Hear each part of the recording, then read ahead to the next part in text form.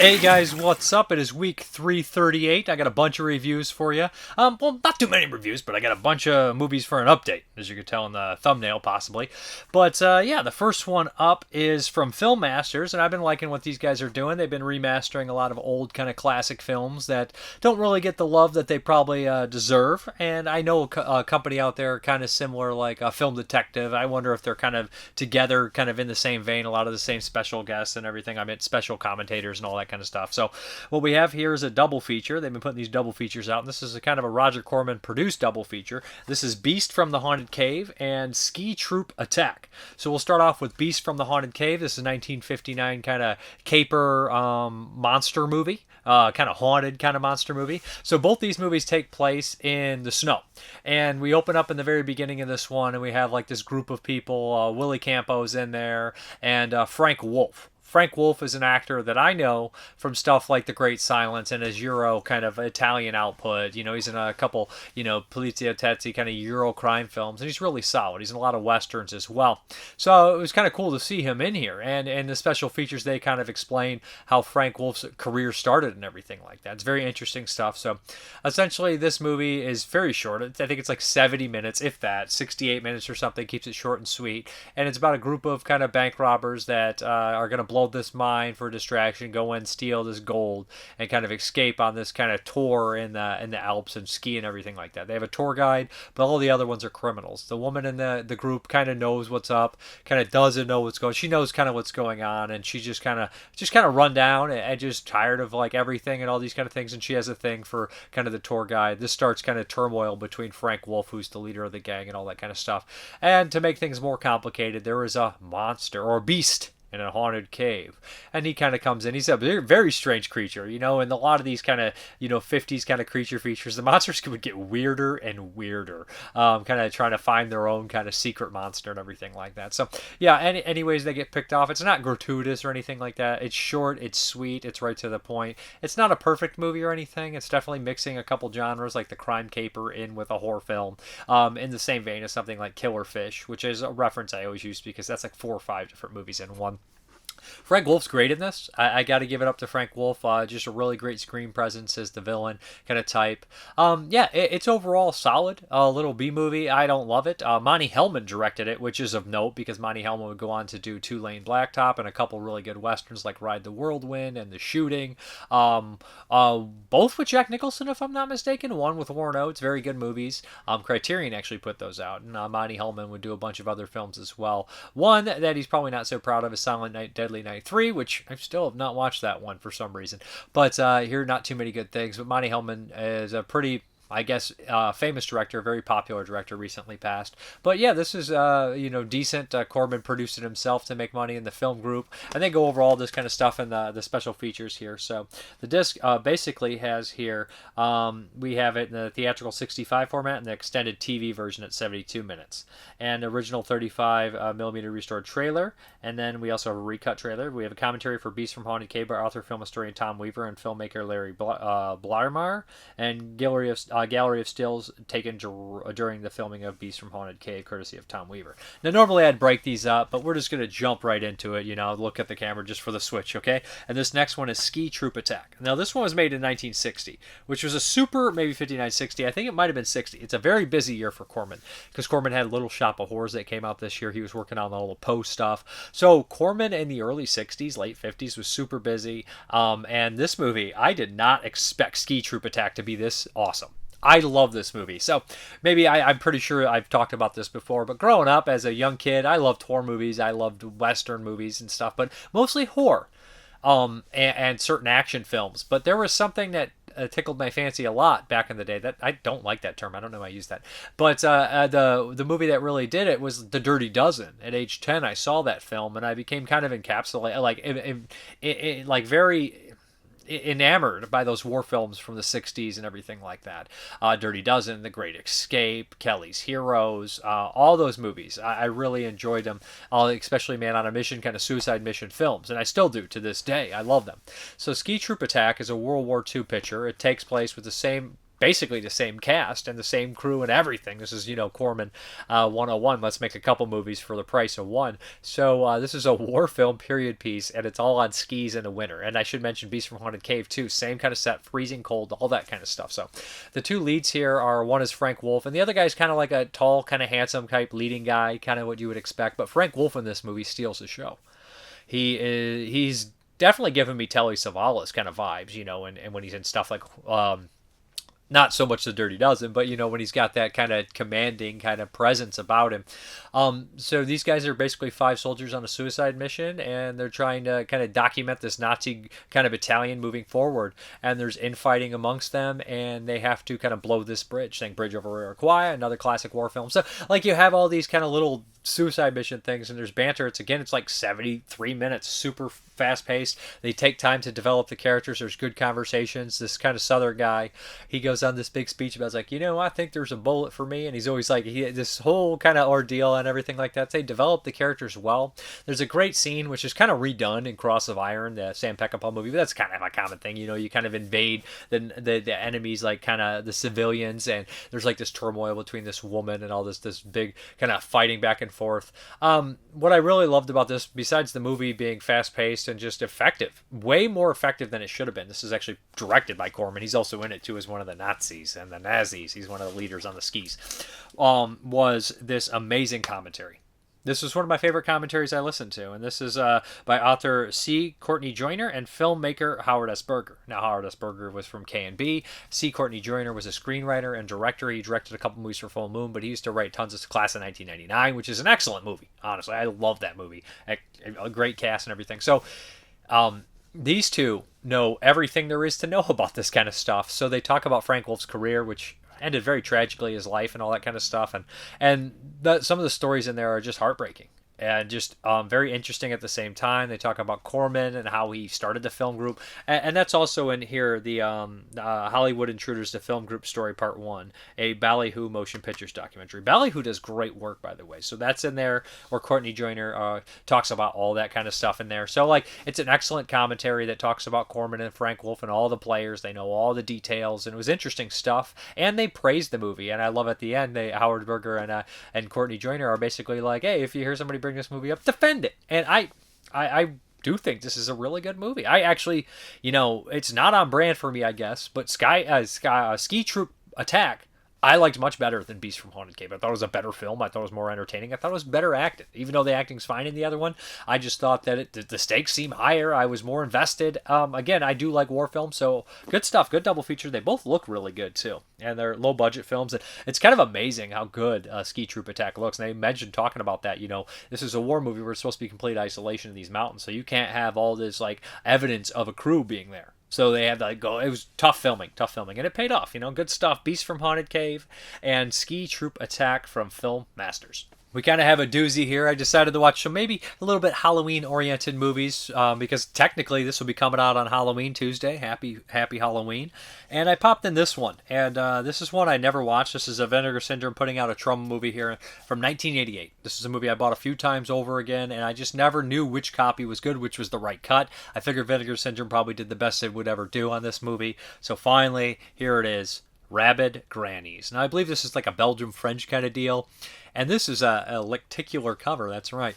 This movie is super silly. And I knew it was kind of going to be that deal. Troma distributed it. And so here we go. As a plot, we have, and this fits with a couple other movies I'll be talking about today. But it's kind of a gothic tale, believe it or not. It's like if Peter Jackson directed a gothic tale. It feels like Peter Jackson at times, and Troma and all that kind of stuff here. Old Peter Jackson, I'm talking Bad Taste, Dead Alive, Meet the Feebles. So we have this group, these two kind of matriarch women. They're very old. They're rabid grannies, apparently, and they're super rich. They are loaded, and all their, nephews and nieces and all of them are just awful. There's a priest who is greedy and looks like Dario Argento. Now, he looks like him kind of like now. And then there's this really heavy guy who sells condoms and all those things like like that. We have a guy who basically is a war machine. He sells guns to all different countries, and there's a very funny scene. This is dubbed, so it adds kind of more humor to it. There's a really funny scene where you hear one of his advertisements basically trying to sell guns to Muslims, and it's talking about praising Allah by the guns, and it's like we'll have the other ones out too to like go for other countries and shit. It's very funny and very I guess satirical and sardonic, all that kind of stuff. So all these people are to meet up and kind of suck up to the grannies and try to get their the inheritance and everything like that. So they meet at this giant mansion, and there's butlers and cooks and all these kind of weird kind of bit players and everything. So this does take a while to get started. It's like 39 to 40 minutes before the shit hits the fan, if you will. But essentially what happens is a missing family member delivers a package that the grannies end up getting exposed to, and they turn rabid. They turn to monsters. They start running amok and killing the family members and their family members' girlfriends and all this stuff. And the first kill is brutal. It's insane, and it sets the stage for what you think is going to be a major gore fest. And there is some decent gore in here. There is some good kills, but for the most part, it turns into kind of characters running and hiding in rooms and then being picked off here and there. Overall, I enjoyed it. I'm glad I watched Rabid Grannies. It's just one of these weird slices of late 80s, early 90s kind of horror gore films that I'm surprised I never actually saw. It's totally up my alley. It's totally a me movie on paper. For some reason, I watched Flesh-Eating Mothers, but I never saw Rabid Grannies. And this is probably better than Rabid Grannies if I'm remembering correctly. It's been years. So every once in a while, you miss one. Or I just never knew which edition to watch. I always heard that the Troma Blu-ray was terrible. I heard that the Troma DVD was cut. I had this import, but it's like, that's not the proper edition either. I'm just like, what are we doing here? So finally, I got to watch Rabid Grannies. It's very funny. You can see the Rabid Grannies change. It's comedic, and there's a decent kill count in here. I enjoyed it. I'm not going to lie. I do like this kind of stuff. But as far as the special features are concerned, we have a newly scanned, restored in 4K from its 35 inner positive. Commentary track with hysteria continues. Shit happens. A brand new interview with producer John Van Wolstein. What can I do with this? A brand new interview with editor Felipe Rovete. Pretty violent stuff. A brand new interview with Troma president Lloyd Kaufman. He remembers as much as he can. That's always great. Forgotten Scares, an in-depth look at the Flemish horror cinema. A feature-length 2016 documentary on the history of Flemish horror. Now, stuff like Daughters of Darkness would be considered Flemish. And then we have Rabid Grannies, a story behind the film and archival making of. Rabid Grannies 88-minute cut version with optional commentary by the director. Archival interview with producer Johan. Archival introduction with Lloyd Kaufman, outtakes, all that kind of stuff here. It's gory, it's fun, it looks pretty damn good. I enjoyed hearing like the editor and kind of the producer talk about the movie a bit, and they talk about how this thing's lasted. And a lot of movies that they know that cost more money and stuff don't last. Nobody talks about them, but they're still talking about Rabid fucking Grannies. I think this would make a good double feature if you wanted to go 2 movies distributed by Troma. Watch this and The Killer Condom together, both released by Vinegar Syndrome, both kind of in the same vein of weird fun. Although I think that Killer Condom probably has a little bit more social impact, believe it or not. But yeah, Rabid Grannies, good stuff. Enjoy it. Okay, so when I was watching like the trailers to some of the new releases, I do the yearly package for Vinegar Syndrome when I can afford it. This one popped up and I saw the trailer for this, and I had heard about this movie for a very long time and always, where's this movie? We want this movie. 1973, which is kind of like one of the most underrated years of horror ever. Besides stuff like The Exorcist and Don't Look Now, you have stuff like The Crazies, Messiah of Evil, and you even have stuff like Arnold. And this is a bizarre comedy, horror, musical, gothic kind of deal. And I absolutely love this movie. This is so funny. And the cast is impeccable. It's an amazing cast. And if you would have told me this cast was in here a long time ago, I would have watched it. So I don't miss anybody. We got Stella Stevens from great stuff like Granny and Mom and The Ballad of Cable Hogue. We have Roddy McDowall, who's one of the all-time greats, Fright Night, and all these other movies. He directed Tamlin. He's just an excellent actor, class of 1999, which I brought up before. Elsa Lancaster, that's the Bride of Frankenstein, guys. Farley Granger, who pops up in everybody's favorite slasher from 81, Prowler. Shani Wallace, I'm not too sure on that. I'm sure it's one of those actors that you recognize. Bernard Fox, Victor Buono, and Jamie Farr is also in this thing. So it's just such a really good cast. It's so much fun. It's so funny. So in the opening, it has like a little musical number, and Stella Stevens is actually going to marry Arnold, who just died. It's his funeral. And a lot of the movie takes place in this cemetery, and there's a lot of good gags with the cemetery. It's like the cemetery plot, like the family plot. So some weird stipulation is as well. I don't know what the hell, but basically he's getting married after he dies to his girlfriend after his wife is now they're technically divorced, and so they go to the reading of the will, which is very funny because Arnold has these stipulations which you must keep him in the living room of this place, kind of like, and he's like articulated corpse, very bizarre. And what happens is Elsa Lancaster's his sister. He has a weird helper in Jamie Farr. Farley Granger is, I think, a shisty lawyer. And then we have, of course, Roddy McDowall, who's his like deadbeat brother, and Stella Stevens is his new bride. So all these people are at the kind of the will reading, and Stella Stevens gets everything as long as she follows these stipulations. But Arnold is kind of like a Dr. Phibes, right? Well, he planned all these people to try to rip him off, to try to get the better of him, and he knows everybody's next move, right? So yeah, so people start ending up getting killed in hilarious circumstances. There's a great back and forth between the gravedigger and the constable, where they don't understand each other's jokes or sayings. It's really funny. There's a great bit where the cop goes into the pub and he's kind of trying to date this barmaid. They're kind of engaged, but his father's kind of moving in and always staring at her, bosom. Very Hammer-like horror, right? Remember the big bosoms that are popping out of those Hammer films. So it's like, I don't know if it's parodying that or whatnot, but it's very funny and very silly and just gothic and goofy, and I love it. I think this was a really great time. Very entertaining, very funny, very one of a kind. I think Arnold's kind of a gem. I think it is a gem. I think it was one of my favorite things I watched this year. As far as the special features, it looks gorgeous too. As far as the special features are concerned, we have a brand new audio commentary track by Mike White, author and co-host of Projection Booth Podcast.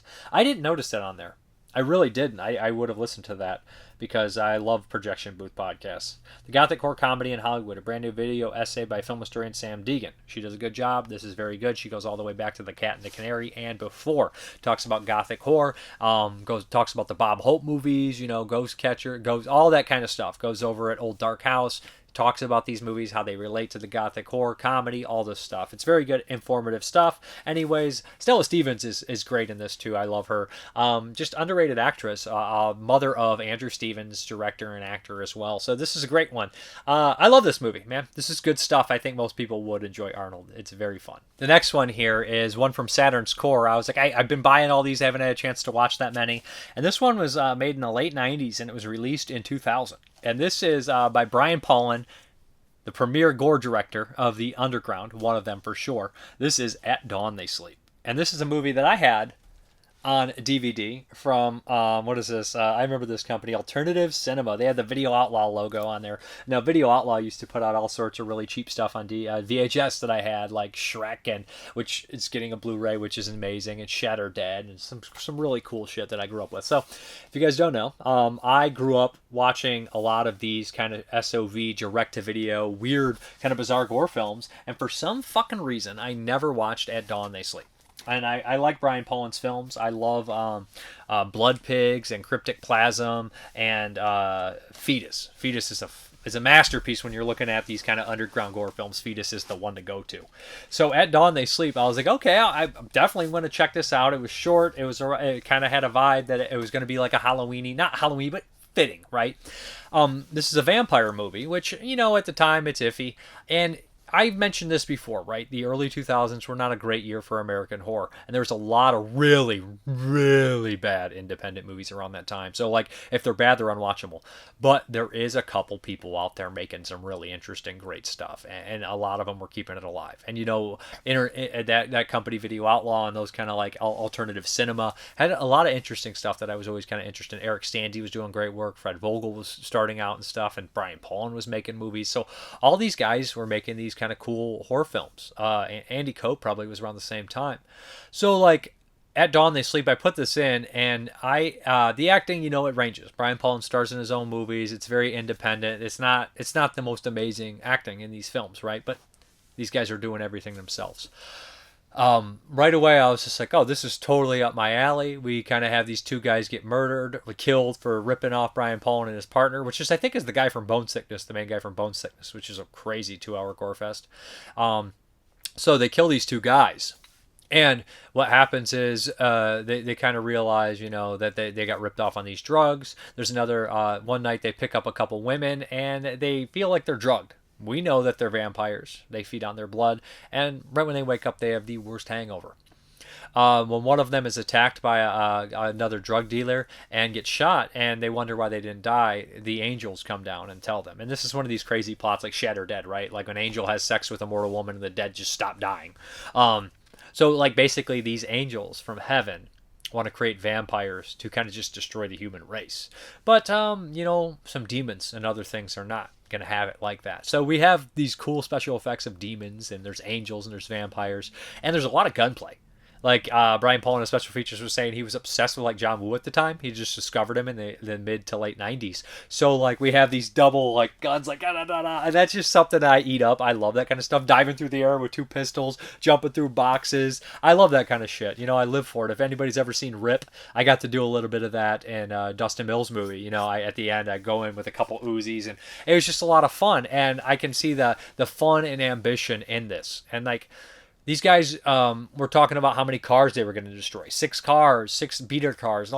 And just looking at the spirit of these independent movies back then, like even the some of the bad ones, like they would go all out. Like I'm talking like stuff like Meat Market. It felt like so much bigger. And like a lot of the Tempe shit, you're like, man, like Ozone's like, that was earlier 90s though, but 93 or so. But you're like, these movies are big. These movies are real movies. They're just shot on video or shot cheaply or not the best production on everything. But for the most part, a lot of these movies had guts, had balls. Not all of them were great. When they were poor, they were poor. I feel like a lot of days now, people are always doing the bare minimum because they know that what they have to make this movie for is so low to sell it. And these guys weren't. Brian Poland's not worried about that. He's worried about making a fucking good movie. This guy, he travels to the beat of his own drum if you watch his movies. He doesn't, like, in interviews and stuff, and just the way he is, he doesn't care. He's making movies no matter what. He's making movies for him because he likes them, as far as I can tell. And he's still making them. I mean, just had that one Septic come out. He just released Morbid Tales, which is an anthology of some of his older shorts. But, he's out there still making shit, and this one was a lot of fun. I really enjoyed it. It's gory. There's nudity. There's sex, there's nudity, there's gore, there's action. On a low budget, it's very impressive. And this kind of reminded me a bit of The Sinister from '94, the one that Saturn's Core put out, which was a first-time watch for me as well. It was one I had on DVD, but I missed it, and I was like, that was impressive. So Saturn's Core has been putting out some good stuff that I love. They put out Savage Harvest by Eric Stanzi, great SOV from '94. They put out Shatter Dead.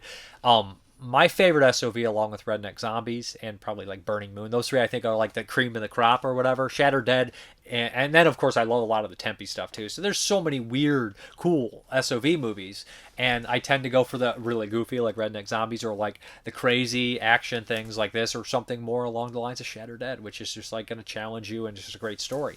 So this one is entertaining as shit. I mean, and like, even though it's low budget, I don't think it's like horribly shot or anything like that for what it's shot on. I enjoyed every kind of aspect about it. I mean, like I said, the acting is kind of patchy. It's very regional, but hey, it's enjoyable as shit. Nudity, violence, vampires, gunplay, all on a budget, and all very much a product of its time. So if that doesn't sound like something you would enjoy, then steer clear. But nowadays a lot of movies just are I'm not going to get into this and start badmouthing, but a lot of independent movies are either like fetish kind of oriented, or they just are very tame. They're not ambitious. They're just very basic, kind of like, I got this like title and it's going to be super cheap and nothing's going to fucking happen. But here we go as far as the special features are. New 2023 audio commentary with writer-director Brian Paul and actor Rich George. Archival 2004 commentary with the same people. Outbreak of Evil, The Making of It, Dawn They Sleep. New 2023 featurette with writer-director Brian Paul and producer Rich George. Archival Making of Featurette, Outtakes, Scenes That Hurt, Archival Blooper Reel, Photo Gallery, Morbid Vision Films, Trailer Vault. Subtitles, which is nice. Reversible cover art featuring newly commissioned artwork by Eerie Cripps. Love Eerie Cripps, great guy. Good artist too. Bonus movie Reap of Evil, 94 minutes. Director Brian Paulin's debut, 1994 SOV Gore Epic SD with optional audio commentary featuring director Brian Paulin and Rich George. And then we have the making of featurette as that. And he put that out recently, but now it's on this disc. The one thing I did notice that's not on here, that is on this old DVD, and I don't know if they use Morbid Visions for this, but this has a 12-minute short film called Damnation on it. so I'm gonna have to hold on to this. But yeah, so I don't know if this short ended up being on any of his other releases or not. I'm not 100% sure. But yeah, this is a lot of fun, and gotta love Brian Poland stuff. So, anyways, check it out if it sounds like it's up your alley. All right, guys, let's get into those 1981 movies. Woe be unto him who opens one of the 7 gateways to hell, because through that gateway, evil will invade the world.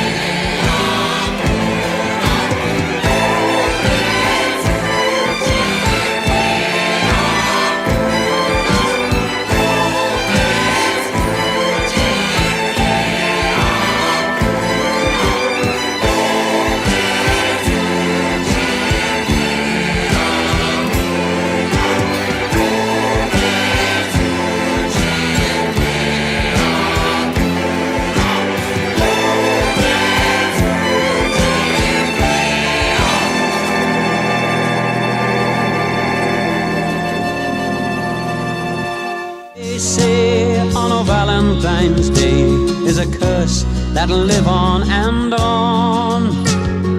no one will know as the years come and go of the horror from long time ago. In this little town, when the 14th comes round, there's a silence and fear in the air. Remember the morn that the legend was born, all the shock and the horror was there. Oh, the legend, they say, on a Valentine's Day is a curse that'll live on, and no one will know as the years come and go of the horror from long time ago. And no one will know as the years come and go of the horror from long time ago.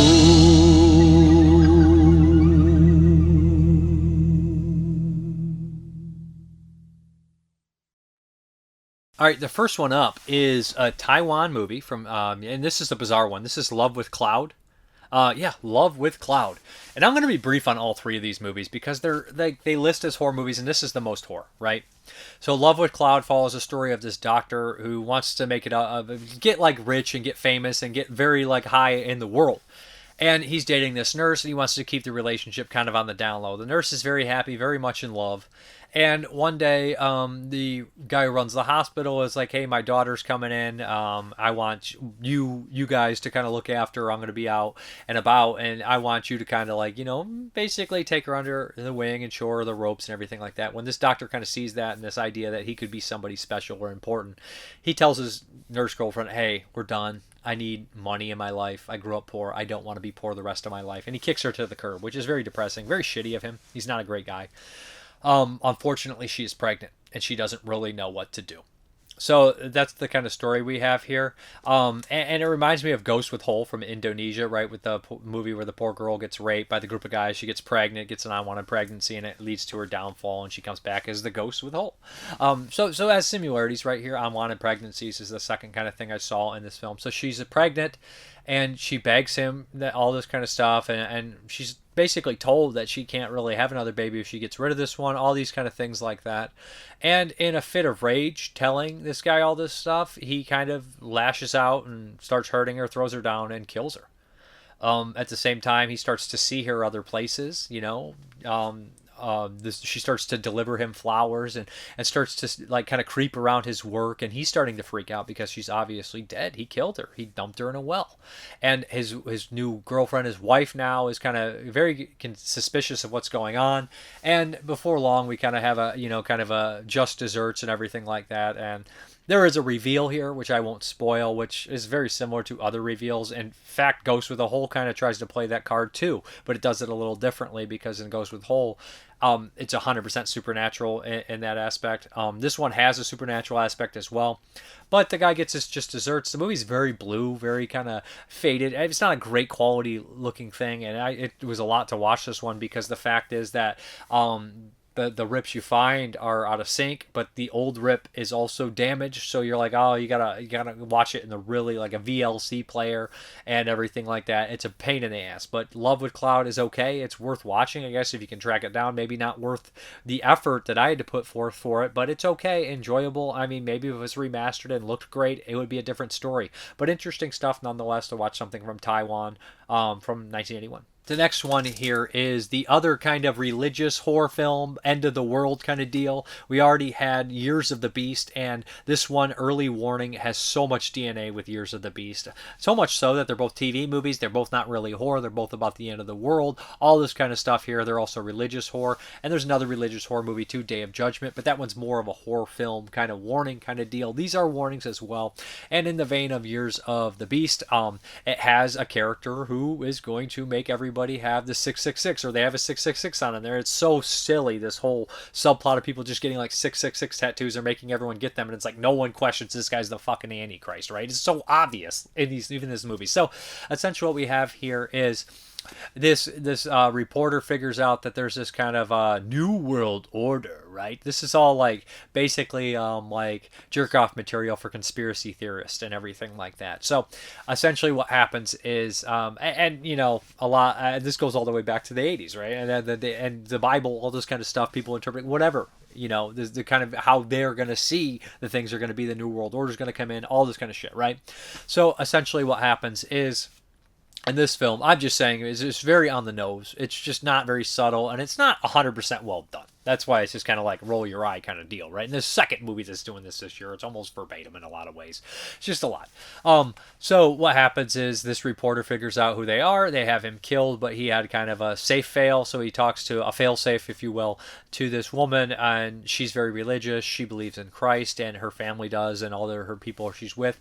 She goes to another reporter and tries to tell him all this kind of stuff, and he's kind of skeptical at first until a group of people start to follow them around and eventually even try to kill them. They run into a group of survivalists in the desert, which is a weird kind of scene. One is played by Buck Flower. That's great. Gotta love Buck Flower. A year before he was in The Fog. Let me think. I'm sure he's in another 1981 horror movie somewhere down the line. Maybe I'll remember.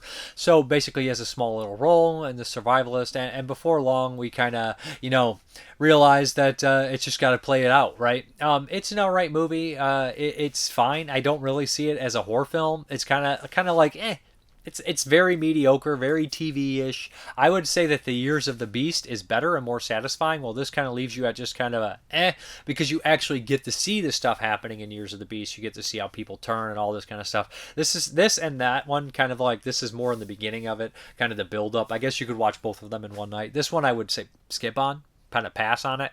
And if you got to watch one of them, watch Years of the Beast.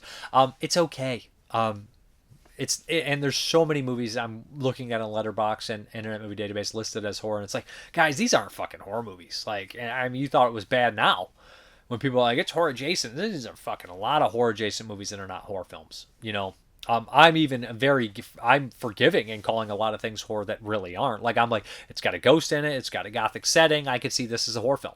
You know. Like, I'm the guy that's, like, firmly in the camp when people are like, I don't think Crimson Peak is a horror movie. It's like, are we on drugs here? That's clearly a horror film. Like, it's a romantic gothic horror film, but it's a horror film nonetheless, to me. So I'm not that picky of putting stuff in horror film. I throw a lot of, like, rape revenge movies in the horror subgenre. So what I'm telling you guys, a lot of these are not horror movies. Like, they really do not feel like it. I mean, yes, it's horrifying, the end of the world, religious apocalypse stuff, but it's not, the way this is presented is not a horror film.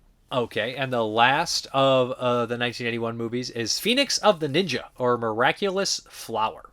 Now, I believe this is a Taiwan film as well, or is it Hong Kong? So, essentially what we have here is a very typical kind of Hong Kong film in a lot of ways in terms of plot. We have this woman who, like, in the very beginning, she's kind of dragging her mother around. She's very sick. She's very just looking for someone to take care of her mother and help her out, looking to be taken care of and everything like that. And everybody's kind of turning her away.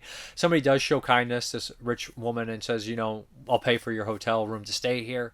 Tells her basically, your mom's dead, though. She's already dead. And she had sworn to get revenge on the people that did this to her mom and did all these things to her. So she ends up being helped out down the line by this kind of nobleman, and this nobleman is the son of kind of this person who's of power. And when she discovers more and more that she like learns from him and learns all these martial arts, he also has a secret that he's this karate master and defending, secretly his father and all these kind of things like that. And she starts to learn her martial arts and goes around and starts killing all the people that caused her wrong in her past, even though you don't really get glimpses of the past. It's kind of weird like that, but some of the fight scenes are cool. Some of the bad guys are solid. She encounters them, and they're kind of cool fight scenes and bizarre. It's not really a horror film until maybe the very end, when she kind of almost basically has this weird fight that feels like it goes into hell, if I'm not mistaken. It's kind of like breaking down and going to hell, and me elbowing like shelves over here. But yeah, that's about as horror as it goes. There is some reveals and some double crossings and people showing who they are. It's okay. It's not great. It's fine. And after watching a lot of Hong Kong Shaw Brother movies and Golden Harvest movies, it's not quite that good. Maybe if it was remastered, it would be. And maybe some context or better dubbing or subtitles, I could understand a little bit how much more there was to it. Maybe there's an international longer cut. Not 100% sure, but it's okay. I do like that it's female-led. There's a cool female lead martial artist in here. You got to give that credit. I always enjoy those. But yeah, for the most part, Phoenix of the Ninja is okay. It's alright. It's alright. And I think this is maybe possibly a Taiwan one, if I'm not mistaken. And I think that this director did a handful of Taiwan kind of martial arts or horror films. So yeah, Phoenix and the Ninja. It's okay. Okay, next up is the Patreon pick, and I think this is a Jonathan Wilhelm, and I feel bad here, because I really am not going to have much to say about this. This one is called Skinwalker from 2023, and this is one of these kind of longer, kind of like period piece Western horror films on a budget, and it's more, I guess, like Western drama than horror, but there's a lot of horror aspects into it. It's about a skinwalker, right? So in the very beginning, these two guys are kind of sitting there, and they seem kind of criminals, whatnot, kind of vagabonds, kind of guys that travel and just commit crime. And they're talking around the fire, and one guy's like, I stole this from that gravesite, and it's like a kind of a Native American ancient relic, and he's like, you shouldn't have done that, that's awful. And these two are probably the best actors in the movie, to be honest.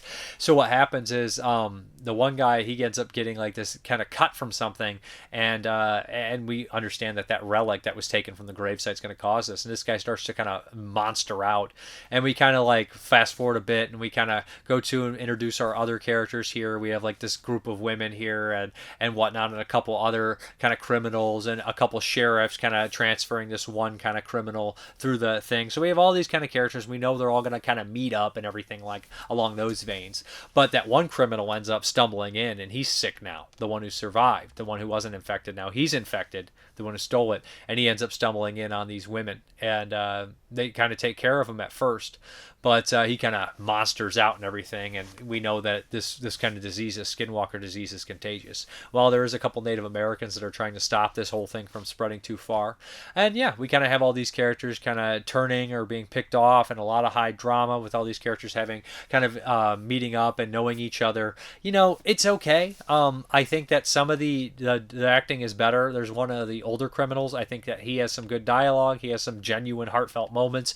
But for the most part, it's just really talky, really long, and it's hard to do a Western on a budget. I mean, they do their best, and you got to give them some props for that. I've seen much cheaper and much worse Westerns. This, you know what I mean? As far as modern day, like low-budget Westerns, I've seen some real crap. This doesn't seem so bad. It doesn't seem like you're like, oh, that seems so wrong and off-putting. It's all right. It's just a little long, and it's too talky. For what it is. The special effects are okay. When they use CGI, it's not great.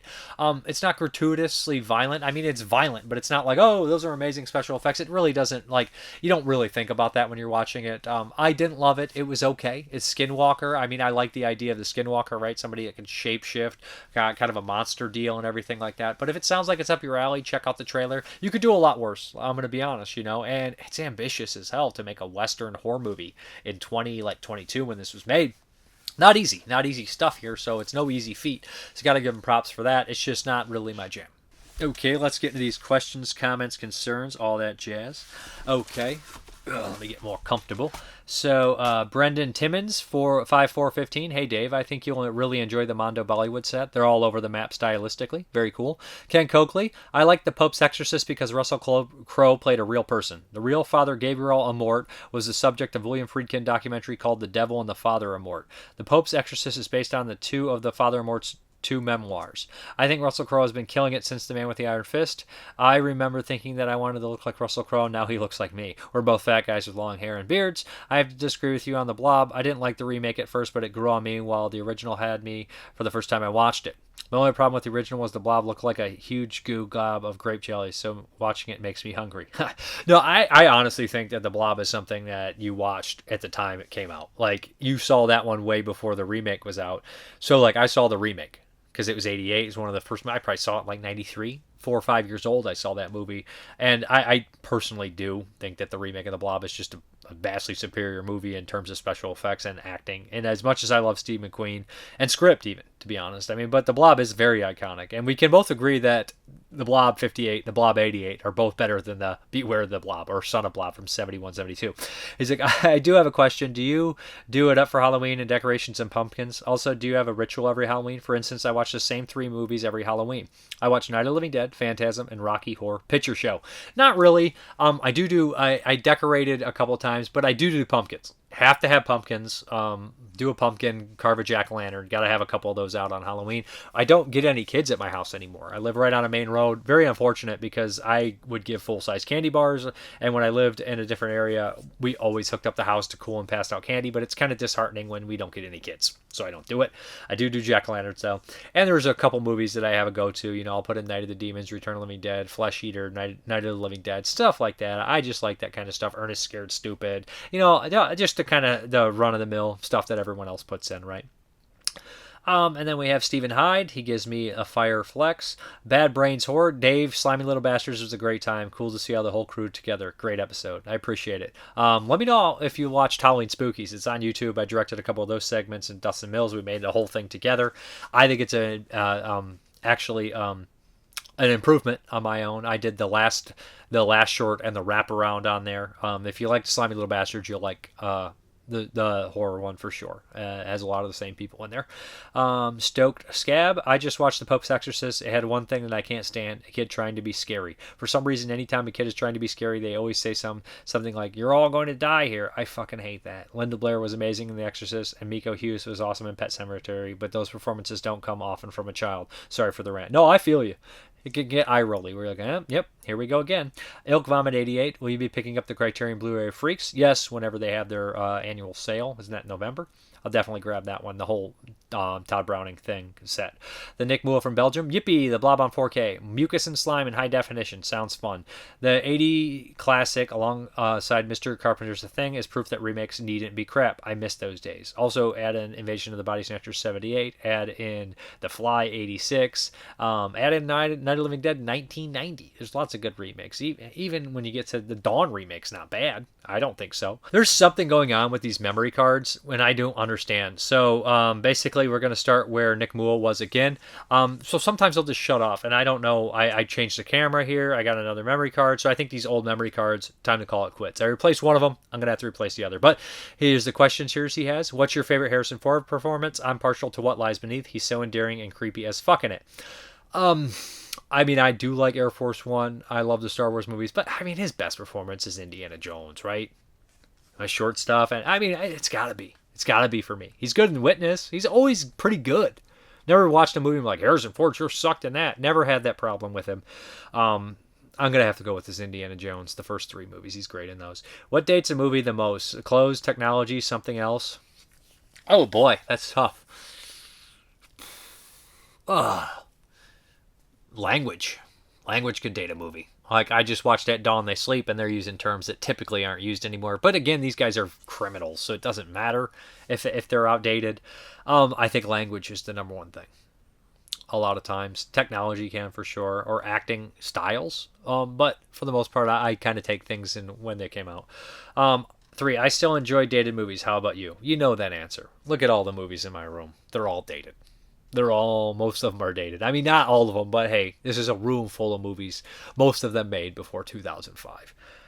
That Dead Girl re-release looks good, real good. I might pick it up again. I would recommend that. Thanks for another informative hour, sir. Also, I'm loving the multicolored tank top. It seems to encompass the whole weather spectrum. And then Way Up Dude, he gives me a first. He says first. I mean, not many people comment though, but I understand. He says he gives me a blue face, heart shape. I appreciate it. We're gonna get into this update, which is rather decent size for once. So yeah, let's do it. All right, let's hop into this update. First up, we have the Arrow order coming in, and the first is Satan's Blade, and I have this a release from Slasher Video in the States. This release is supposed to be better. It has like 2 basically ratios, just probably better encrypted disc, all that kind of stuff here, and it wasn't very expensive, so I picked it up. I have watched this. It's okay slasher. It's not amazing, but hey, I'm definitely going to watch it for whenever it came out again. I think it's 82, maybe 83. Next up, we have Dementer, and this also has Jug Face on there, and I really like Jug Face, so why not? It's a new edition. This Dementer movie I don't think got released in the States, especially on Blu-ray, so we got both here on the disc for sure, so why not pick it up? Good price. Again, interested in watching Dementer. And then here, I already have the cult epics, but I'm a sucker. Love and Death, the films of Jörg Buttgereit. I love his movies, so I picked this setup here. We have, of course, Nekromantik and Der Todesking, Nekromantik 2, and Schramm. We're getting a horrible glare here. I'm sorry about that, guys. And yeah, there's a bunch of features on here. Yeah, I'm quite a fan of his films. If nobody's ever seen Jörg Buttgereit's movies, I wish Captain Berlin versus Hitler would get a release in the States. I really would like to see that. Then up next, we have the Count Yorga collection. These are the remastered, like, new scans of Count Yorga. They put them out a long time ago, but I guess they weren't great releases, or great scans. They're okay, you know. We have Count Yorga Vampire from 1970 and The Return of Count Yorga. Now, the original's a pretty good movie. What's that actor in that movie? He's really good in it as Count Yorga. But yeah, this is a nice set here. Special, restored, rejuvenated, reborn. Yeah, good stuff here. And then this is cheap on sale, Mars Attacks. Didn't have this on Blu-ray. I've always enjoyed this movie, so why not? Great cast, Tim Burton, Jack Nicholson, everybody's in this. Glenn Close, come on, Danny DeVito, you gotta love it. Martin Short's in here. Everybody's in that movie. Jack Black. Rod Steiger. So then we have some Vinegar Syndrome stuff, and I did get what was the one, Rabid Grannies, but I reviewed that, so I'm not going to show it in the update. So here we have Magic Crystal. This is a VSA, and looks fun. Hong Kong film for sure. Looks super bizarre. Cynthia Rothrock in here. Gotta love her. I love that they're doing all these Hong Kong movies. Always great stuff to watch. Then we have Mark of the Devil, 1970 movie here. Classic movie. Great stuff. Always love this Herbert Lahm Uday Kier German film that made the Video Nasties list. Oh, we got, there he is on there. Jeez, how did I forget his name? Albino in the movie. He's great in here. He's also pops up. Reggie Nolder. He also pops in Bird with the Crystal Plumage, Salem's Lot. This guy down here, this big goon. He's in a couple Hammer movies. Yeah, this is a 4K of Mark of the Devil. Great film. Arrow put this out at one point. This is a really good movie. Great score too. I even think the score is a precursor to Cannibal Holocaust because it has that kind of like, really lovely music with really awful imagery. Herbert Lahm is one of my all-time faves. So, great stuff. Then we have a Troma here, of course. Bloodsucking Freaks. It's been a while since I watched Bloodsucking Freaks. Pretty nasty movie, if I remember correctly. I think it's infamous. Is this a 4K as well? 4K of Bloodsucking Freaks. What are we even doing? What a world we live in here. They got me, man. They got me by the balls buying Bloodsucking Freaks on Blu-ray. I love it, though. I'm at 4K. I love it. Great stuff. And then we got Mother's Day, a 1980 classic. Charles Kaufman, Lloyd Kaufman's brother. One of Eli Roth's favorite films, remade, and a lesser remake. This is a pretty decent exploitation style flick. I enjoyed this one in 4K too. Very cool, 1980. Good movie. I wouldn't mind rewatching it in 4K. And what else do we got here? We got Psycho Paul's Film Festival. Crazy Psycho Paul. Yeah, this is VHS Shitfest, I believe. This looks super bizarre. Yeah, and that was his Bloodsucking Freaks. Watch out. Yeah, this looks bizarre. Bunch of shorts. It's going to be very weird. So why not? And then we have Adults Only, the Flesh Trilogy. I don't even know what's going to happen if I open all this stuff up. We have The Touch of Her Flesh. We have nipples right on the back there. The Curse of Her Flesh. The Kiss of Her Flesh. I don't think I'm going to open this up. We got a butt. YouTube won't like a butt. Just some butt cheeks. Yeah, I'm not going to open this whole bad boy up because we might get further than we should on there. I already showed a nipple. God forbid show a nipple. You can show actually a person get murdered on YouTube, but you show a nipple, you're done. Hayride Slaughter. Looks like a couple other nipples are hidden here where the tear is all too real. This is a Saturn's Core. This is definitely a Wave production. Halloween Horrors. Definitely 2 movies here. Definitely a Wave production. Double feature. So, yeah. Fun stuff for sure. Low budget stuff for sure too on Wave. Then we have this double feature here from Umbrella, Night of Fear and Inn of the Damned. These are 2 Aussie horror films that I never had a chance to watch. Interested though, for sure. What years were these both made? You're noticing my damaged nail here. If you have not, I drilled it when I put those VHS shelves up in the closet. I power drilled my nail a couple months back. Yeah, but not seen these. I've probably bought them 2 or 3 times. Eventually, I will get to them unless I die first. Very good possibility. East End Hustle here. This looks good. Is this a Canadian or yeah, Canadian International Pictures? This looked like good stuff, so I picked it up. Now 4K as well. This one I got really cheap, and I didn't have it, so I picked it up. Norway from TerraVision. I like what TerraVision's doing. This one's not on their site, and I got it for like $10 shipped. So I was like, yeah, we're going to do it with the slipcover and everything. So Norway, kind of a bizarre-looking vampire film. I remember I skipped on it on the partner label just because the price was really high. Then we have a Dark Sky here. I'm at Dark Force, sorry. Final Exam in 4K. That's right. I'm going to watch this for 81 in style in 4K. Yeah.